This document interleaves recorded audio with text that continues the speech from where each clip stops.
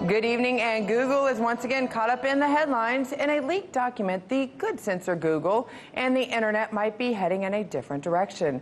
One to censor the web. RT Sara Montes de Oca has the detail. And Sara, I have to ask you, despite the overwhelming evidence where leaked tapes show executives talking about how sad they were that Hillary lost, and you have 6 executives and all the employees donating $1.3 million to the Hillary Clinton 2016 campaign, are they still trying to go with this false narrative that it's just a conspiracy theory, that there might be some bias in their search engine? They're still pushing back, Scotty. The internet is a major part of our everyday lives. We know that. They're saying that they're not biased, that they don't favor any particular political party. Google, Facebook, and Twitter have all come out and said that they're neutral and completely unbiased. Now, in the latest big tech scoop, an exclusive Breitbart report titled "The Good Censor," Google admits in an internal memo that they control the majority of online conversations.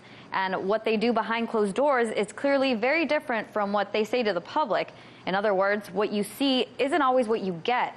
The internet was founded on the principles of free speech. But this document shows that the internet is headed in the opposite direction. Tech giants like Google are not necessarily opposed to the shift. The leaked 85-page document shows that these big tech giants, including Google, YouTube, and Facebook, are moving away from free speech and democracy. The briefing refers to it as the unmediated marketplace of ideas versus well-ordered spaces for safety and civility. Now, Section 230 of the Communications Decency Act recently expanded internationally in the new USMCA trade deal. This leaves these tech giants basically immune from third-party content posted on their website. But Google seems to be concerned about bad behavior and censoring content despite their legal immunity.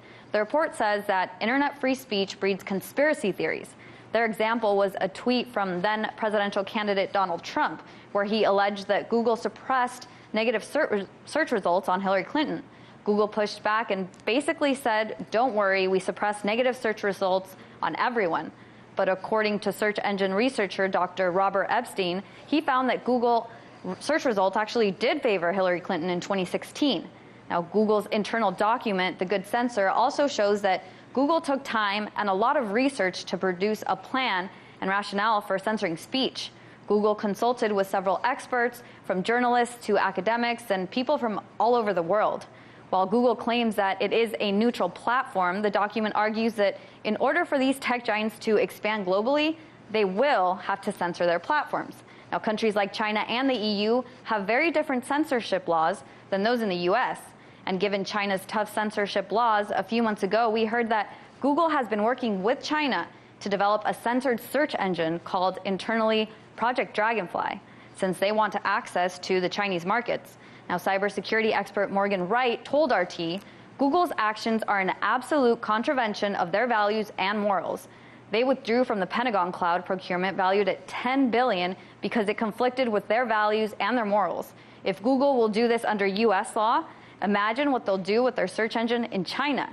Now, since this latest document was released, Google hasn't made any official response. But an official Google source did tell Breitbart that the document was only used for internal research and not an official policy that Google implemented. Scotty, it seems like this is becoming a pattern. Last time that Google was caught manipulating their search results, they had the same response, that emails were only internally discussed and that they were never actually implemented. Well, that's the thing, Sara. We continuously have these stories, yet is it actually hurting the popularity of Google? I don't think so. I mean, years ago, we never thought we'd be hearing Google this, Google that. It became a verb, and people rely on Gmail, which is one of the biggest email sources, and still go to Google for their top information. Well, other search engines have tried to compete. Even Yahoo's tried.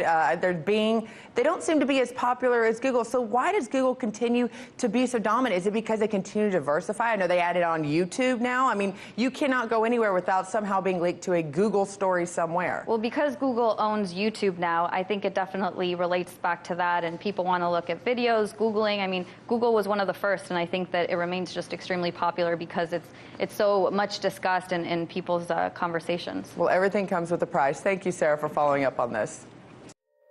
Hey YouTube, thanks for checking out our channel. We hope you enjoyed the video. We have tons of content for you just like this. For more of RT America's one-of-a-kind news and analysis, be sure to subscribe and never stop questioning more.